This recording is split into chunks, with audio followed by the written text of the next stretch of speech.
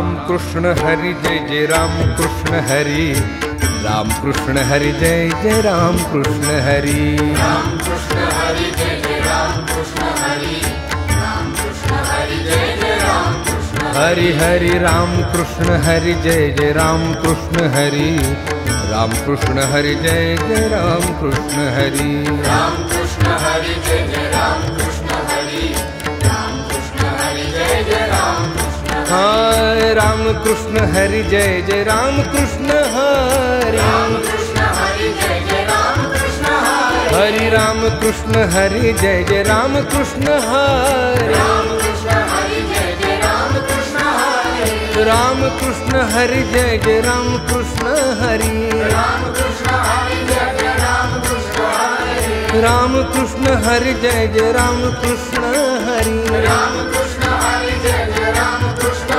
हरि राम कृष्ण हरि. बाबा ह्याच्या आधीच्या सेशनमध्ये आपण महाभारतावरती चर्चा केलेली, रियालिटी स्पिरिच्युअलिटी. तर आता आपण रामायणवरती करणार आहोत. जसं मी लास्ट लेक्चरमध्ये बोललेली सुद्धा की रामायणवरती आपण पुढचं लेक्चर घेऊया. तर आमची ही जनरेशन आहे ही जास्त करून रिॲलिटीकडे ओढली गेलेली आहे. ह्यांना प्रूफ पाहिजे सगळ्या गोष्टीचं, तर ही विश्वास ठेवू शकते.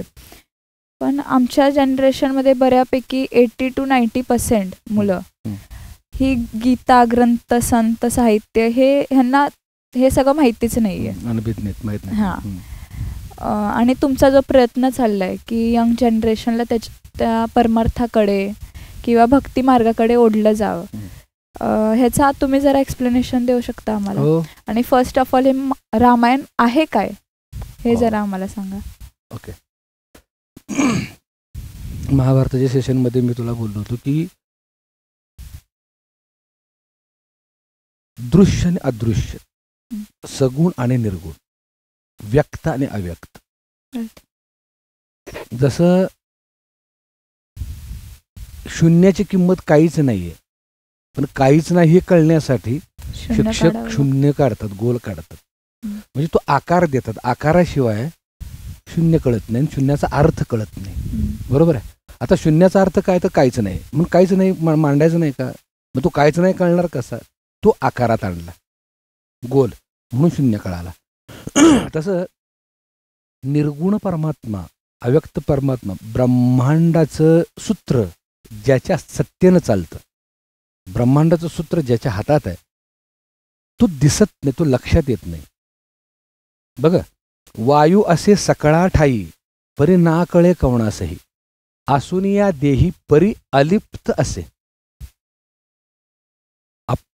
वायू सगळ्या ठिकाणी भरलेला आहे, आतमध्ये येतोय, लक्षात आला का? सगळ्या ठिकाणी असून सुद्धा तो वेगळा आहे. सूर्य असे गगनी परी उजेड सर्व भोनी, शून्य ठाव मज वासुरी नाही पार्था. आता तुमच्यासारख्या मुलांना ह्या गोष्टी जर अध्यात्मातल्या सांगायचे म्हटलं का नाही, तर त्यांना पटत नाही. त्यांना मौज मजा, डान्स आणि फिल्म समोर दिसलं पाहिजे तरच आम्ही मान्य करतो, नाहीतर मान्य करणार नाही. आणि कितीतरी नास्तिक असे आहेत, जर देवच नाही अस्तित्वात, असेल देव तर दाखवा. आणि परमार्थ काय सांगतो, त्याला अनुभवा. संत महात्म्याने काय सांगितलं, त्याला अनुभवा. आता अनुभवायचा तर कसा अनुभवायचा, मग तो कसा आहे, मग त्याच्या भोवती अवतीभोवती कोण आहे, तो कळण्यासाठी म्हणून संत महात्म्यांनी महाभारत, रामायणासारखे ग्रंथ लिहिले. बरोबर आहे. हा, मग त्या महाभारतामध्ये पात्र उभी केली. कृष्णाचं पात्र आहे, लक्षात आलं का? अर्जुनाचं पात्र म्हणजे काल त्या महाभारताच्या सेशनमध्ये सांगितले. रामायणामध्ये ही जी पात्र उभी केली आहेत, राम आहे, लक्ष्मण आहे, भरत आहे, शत्रुघ्न आहे, सीता आहे, नाही का, रावण आहे, कुंभकर्ण आहे, शूर्पणखा आहे, ही सगळी पात्र उभी केलेली आहेत. पण ही पात्र वास्तवात घडलीत का, होती का, हेच तर कन्फ्युजन आहे. येस. मग ते हनुमंतानं लंका पार करण्यासाठी समुद्र पूर्ण पलता घातला, बरोबर. ज्यावेळेला लक्ष्मणाला मूर्छा आली त्यावेळेला अख्खा डोंगर उचलून आणला. असं शक्य आहे का? कोण आणू शकतं का डोंगर उचलून? बरोबर खूप कन्फ्युजन आहे. आहे ना. आणि सीतेला ज्या वेळेला उचलून रावण घेऊन गेला त्यावेळेला तो रथाला आकाश मार्गे घेऊन लंकेत गेला. हम्म. बरोबर आहे. सीतेला घेऊन रथासहित हे शक्य आहे का? हा सगळा पडलेला प्रश्न आहे. आता महत्वाचं रामायण म्हणजे काय? हो. बरोबर आहे ना. रामायण म्हणजे काय? रामायण म्हणजे आराम आयन. रामायण अराम आयन. आराम आयन. हा, कळते का? आराम आयन. सद्गुरू जनार्दन महाराज म्हणजे आपले बाबा, आपल्या बाबांनी जे रामायण लिहिले त्या रामायणाचा खरा अर्थ सांगितला. रामायणाच्या पाठीमागं फक्त अ लावा, पुढं फक्त अ लावा. आराम आयन. आराम म्हणजे सुख, आराम म्हणजे आनंद, आराम म्हणजे शाश्वत सुख, आणि आयन म्हणजे आरसा. आयन म्हणजे काय? आरसा. आरसा.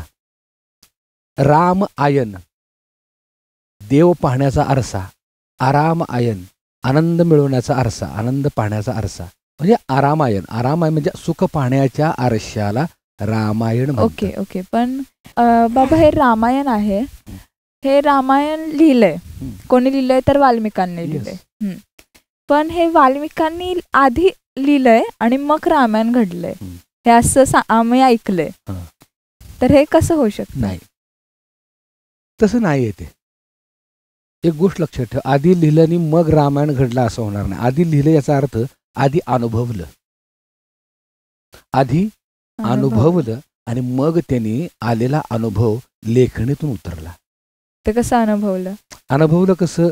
ज्या वेळेला वाल्मिकाचं पूर्व इतिहास माहिती आहे का तुला? नाही. वाल्या कोळी. ते काय वाल्या कोळी? वाल्या कोळी होता. वाल्या कोळी एक वाटमारे होता. लक्षात आलं का? आणि त्या वाल्या कोळ्यानं वाटमारी करत असताना नारदाची एंट्री झाली. नारद आले तिथं आणि नारदाला त्यानं अडवलं वाल्यानं. आणि नारदाला विचारत जे तुझ्याकडे काय आहे ते दे मला. तर नारद म्हणाले माझ्याकडं 5 ताराशिवाय वेणाशिवाय माझ्याकडे काहीच नाही. बरोबर आहे. त्यावेळेला म्हणला नाही, म्हणलं तुझ्याकडे काय असेल ते देच. नाही म्हणलं माझ्याकडे खरंच काही नाही. पण नारदाने प्रतिप्रश्न केला, हे करतोस कोणासाठी? कोणासाठी म्हणजे मी माझ्या बायका मुलांसाठी करतोय. कोणासाठी करतोय?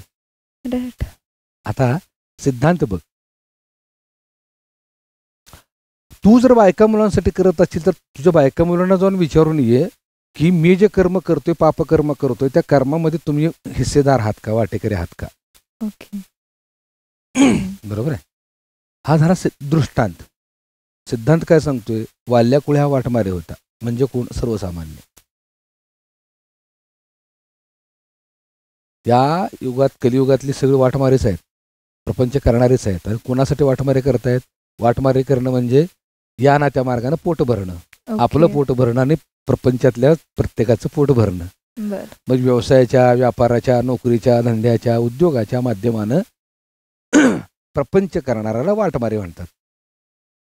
आणि ते कोणासाठी करतायत? आज प्रत्येकाच्या डोक्यात येतं, हे कोणासाठी करतोय? तर माझ्या मुलासाठी करतोय, माझ्या घरच्यांसाठी करतोय, माझ्या बायकोसाठी करतोय, सगळं. बरोबर आहे. ज्यावेळेला आपल्या आयुष्यामध्ये, प्रापंचिक जीवाच्या आयुष्यामध्ये सद्गुरू येतात त्यावेळेला सद्गुरू आपल्याला पहिल्यांदा हे सांगतात, जे करतोय ते कोणासाठी ते आधी विचारून ये. ज्यावेळेला वाल्या बायका म्हणून विचारायला गेला की तुम्ही माझ्या पापात वाटेकरी आहात का? नारद हे, सॉरी टू इंटरप्ट, पण नारद हे सद्गुरूचा रोल करतात. नारद हे सद्गुरूचा रोल करतात. ज्यावेळेला वाल्या कोळी घरी गेला, बायकोनी मुलानं सांगितलं की आम्ही तुमच्या पापात वाटेकरी नाही, तुम्ही कर्म करतात तुमचं तुम्ही बघा. मग त्या वाल्याला पश्चाताप झाला आणि परत तो आला नारदाकडं आणि नारदाला म्हणाला की माझ्या ह्या कर्माच्या पापामध्ये कोणी वाटेकरी होत नाही आणि यातनं मला मार्ग सांगा. त्यावेळेला सद्गुरू तुम्हाला मार्ग सांगतात. वाल्या, तुला जर खऱ्या अर्थानं मोक्षप्राप्ती पाहिजे असेल, लक्षात आलं का? मनुष्य देहात आलेल्याचं जर तुला आनंद पाहिजे असेल, खऱ्या अर्थानं सार्थकता हवी असेल, तर तुला एक गोष्ट करायला पाहिजे, राम नाम म्हण. बर, हे आहे राम नाम म्हण. पण त्यांना असं कथेतून ऐकलंय ह्या जनरेशनने की राम राम हे वाल्यांना बोलता येत नव्हतं. बर. हा, तर नारदांनी त्यांना सांगितलं मरा मरा बोल. येस. हे हा कसं आहे? एक एवढा मोठा कन्फ्युजन आहे रिद्धी, एवढं मोठं कन्फ्युजन आहे. आम्ही कथाकार मंडळी सांगतात की वाल्याला नारदाने राम मंत्र दिला, राम राम म्हणायला सांगितलं आणि वाल्या म्हणाला मला राम म्हणता येत नाही. जिथं मरा उच्चारता येतो तिथं राम उच्चारता येत नाही. तेच तर. हा, तिथं काय आहे, थोडंसं संत महात्म्यांनी मेका मारून ठेवलेले आहेत, ऋषीमुनी मेखा मारून ठेवलेले आहेत. कथा म्हणजे महाभारत असेल, रामायण असेल, हे मेखा कुठल्या मारून ठेवलेले आहेत. सगळंच जर उघडणं स्पष्ट सांगत बसलं तर त्याची व्हॅल्यू राहणार नाही. क्युरियासिटी वाढली पाहिजे ऐकणाराची. ओके त्याला का राम नाम सब कुछ ले ठग ठाकुर और चोर, जिस नाम से वाल्मीकि तरे ओ नाम कुछ और. अर्थ कळला का? नाही. संत कबीरांचा दोहा आहे, राम नाम सब कुछ ले. राम कुणीही म्हणतं, ठग ठाकुर और चोर, फसवणारा. लक्षात आलं का? श्रीमंत गरीब सगळीच राम राम म्हणतात. लबाड सुद्धा, चोर सुद्धा म्हणतो राम राम. राम नाम सब कुछ ले ठग ठाकुर और चोर. पण इथं काय म्हटले, जिस नाम से वाल्मीकि तरे ओ नाम कुछ और. मग ते वेगळं आहे. हा, आता तेच सांगतो महत्वाचं. रामायण ज्या अर्थी वाल्मिकाने लिहिलं, नुसत्या राम या शब्दाने किंवा मरा या शब्दाने लिहिलेलं नाही. कारण रामायण, अख्खं रामायण जे लिहिले प्रत्यक्ष परब्रह्मरूप मांडले ते रामायणामध्ये. प्रत्यक्ष राम मांडलाय, एक वचनी, एक पत्नी, एक बाणी, सगळ्या ह्या गोष्टी त्यांनी मांडलेल्या आहेत. रामाच्या अवतीभोवती घडणाऱ्या सगळ्या गोष्टी सांगितलेल्या आहेत. हे सगळं सांगत असताना त्यांना अनुभव आला कसा? एका राम नामाने अनुभव येईल, एका मरा या शब्दाने अनुभव येईल एवढा? त्या पदाला पोचतील वाल्मिक? नाही. तर मरा या शब्दाचा अर्थ असा आहे उफराट नाम. उफराट म्हणजे उलट नाम. त्यालाच आपल्या हरिपाठामध्ये अजपा जपणे उलट प्राणाचा म्हटलेलं आहे ज्ञानेश्वरांच्या हरिपाठामध्ये. आणि समर्थ रामदासांच्या दासबोधामध्ये उफराट्या नामा पाठी वाल्मिक तरला उठा उठी भविष्य वदला शतकोटी चरित्र रघुनाथाचे. किती गोड उभे बघ. काय म्हणतात? उफराट्या नामा पाठी. उफराट्या म्हणजे उलट म्हणजे अजपाजप. थोडक्यात सांगू, राम नाम हे वैखरी आहे.